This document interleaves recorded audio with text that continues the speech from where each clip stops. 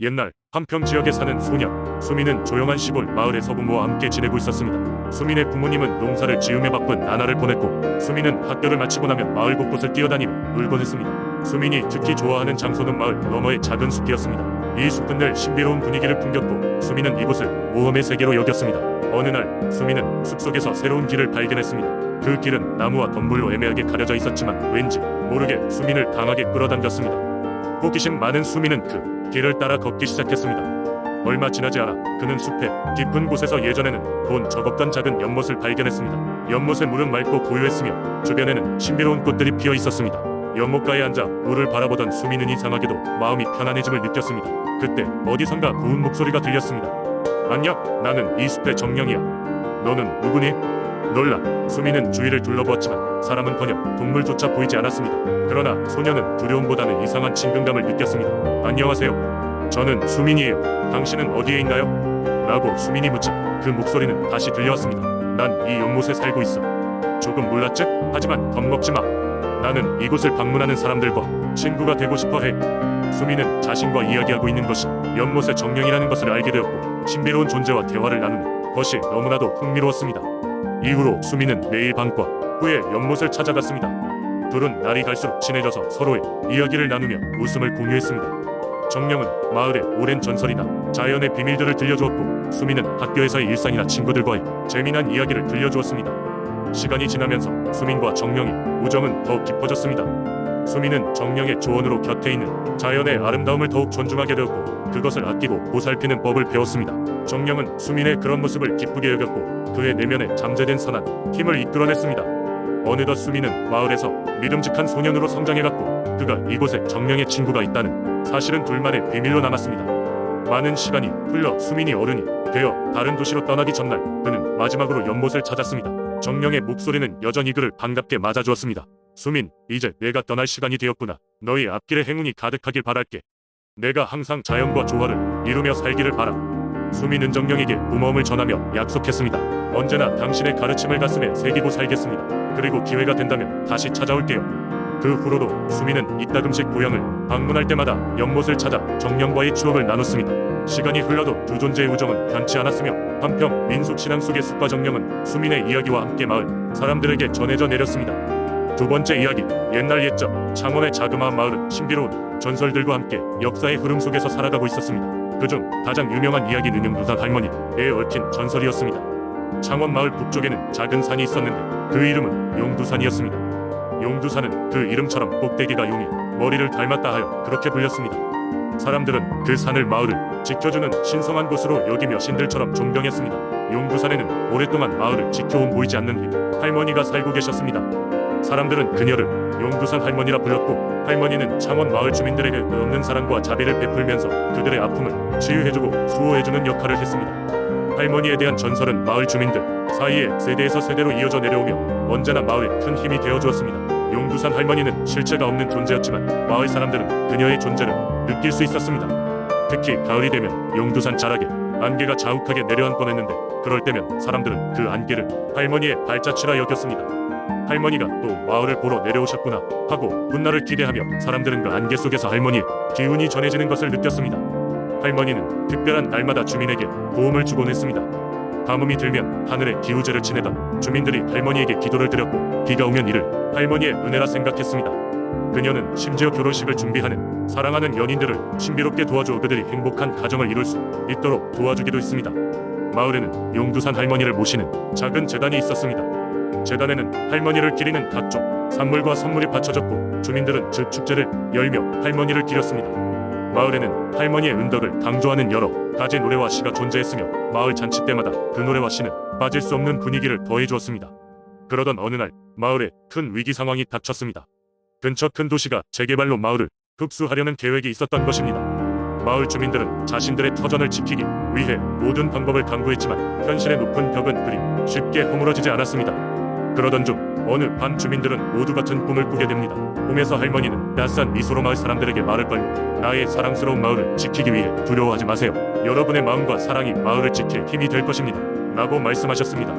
꿈에서 깬 주민들은 할머니의 메시지 힘을 얻어 마을을 지키기 위한 끈질긴 노력을 이어갔습니다. 그 결과 재개발 계획은 결국 무산되어 마을은 본래의 모습을 유지할 수 있었고 사람들은 할머니의 기적 같은 도움 덕분이라고 믿었습니다. 이후로도 용두산 할머니의 전설은 영원히 창원 마을에 남아 사람들에게 삶의 고비마다 희망과 격려를 주었습니다.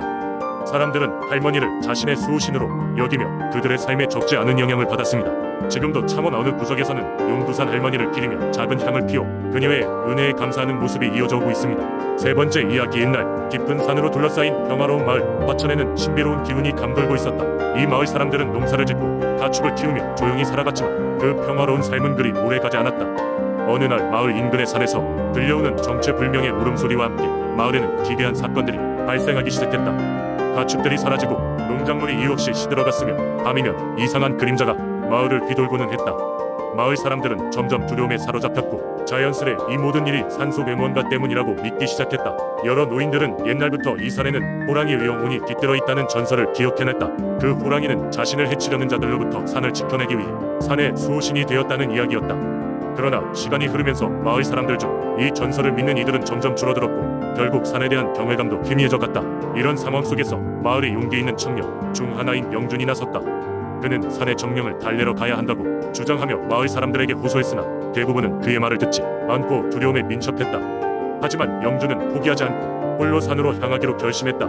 그는 회의와 상처를 넘어서 오로지 마을의 평화를 회복하려는 마음으로 가득 차 있었다. 영준은 촛불과 마음의 정성을 담아 산 깊숙한 곳으로 들어갔고 마을 어르신이 말해줬던 대로 빽빽한 숲 중간의 큰 바위 앞에 도착했다. 거기서 그는 조용히 무릎을 꿇고 산신의 영혼에게 읍소하며 마을의 불행을 거두어 달라고 간절히 빌었다. 그의 진정성 있는 기도는 산 전체에 메아리 쳐갔다. 얼마의 시간이 흐른 뒤였을까 갑자기 바위 위로 거대한 호랑이 형상이 나타났다. 그 몸은 연기처럼 희미하여 초자연적인 존재인 것처럼 보였다. 형체는 가까워졌고 크고 날카로운 눈으로 영준을 바라보았다. 영준은 두려움에도 불구하고 차분히 자신의 마음을 열었다. 마을을 지켜주십시오. 우리는 당신을 더 이상 잊지 않겠습니다. 그리고 그 순간 호랑이 형상은 천둥처럼 붉은 목소리로 화답했다. 내 정령은 이 산의 당신들 모두의 행복을 기원하고 있다. 영의 기억을 존중하는 당신과 같은 자가 있음을 알았으니 이젠 이 산과 마을은 안녕하리. 말을 마치자 호랑이 형상은 서서히 사라지며 산속으로 스며들었다. 그날 이후로 마을은 다시 평안을 찾았다. 가축들도 다시 건강을 회복하고 농작물도 활기를 띠기 시작했다. 마을 사람들은 그날 이후로 매년 그 산에 찾아가 수호신에게 감사의 제물을 바쳤다. 그리고 전설로만 전해지던 호랑이 영혼의 이야기는 영준의 용기 있는 행동으로 마을 사람들에게 다시금 화천의 신성한 전통으로 남게 되었다. 화천의 수호신 호랑이 영혼의 신비로운 이야기는 이렇게 마을의 전설로 이어지며 사람들에게 용기와 존중이 무엇인지 일깨워주고 있다. 네 번째 이야기.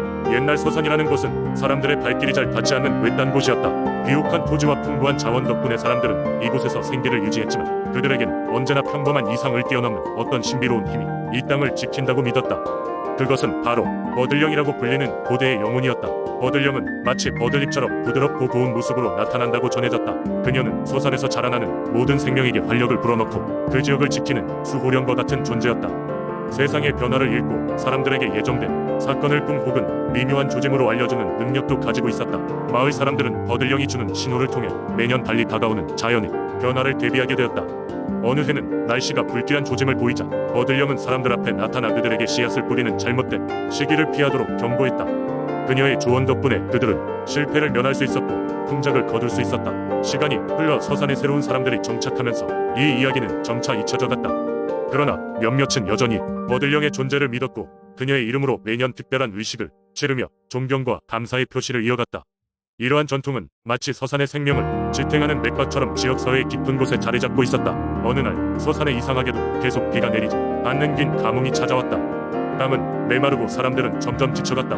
이에 주민들은 오랜만에 버들령의 도움을 청하기로 했다. 기도와 함께 특별한 춤을 준비하여 그녀를 초대했고 그녀의 모습을 본 노인은 마치 신화 속 영웅처럼 그녀에게 이야기를 전해주려 노력했다. 그들의 간절한 염원에 감동을 받은 버들령은 구름을 부르고 바람을 일으켰다. 서산의 하늘에는 새하얀 구름이 모여들더니 고지어 붉은 빗줄기가 대지를 적시기 시작했다. 사람들은 다시 한번 깨달았다. 버들령은 단순한 믿음의 상징이 아니라 그들이 생명을 이어가게 하는 진정한 힘이라는 것을. 이렇게 서산의 마을은 다시 활기를 되찾았다. 버들령에 대한 전설은 후손들에게 전해지며 그녀를 위한 축제는 매년보다 웅장해졌고 매번 새로운 세대가 그녀의 은혜를 되새겼다. 사람들은 이제 버들령을 잊지 않게 되었고 그녀의 영혼은 여전히 그들을 지켜보고 있다는 믿음을 안고 살아갔다.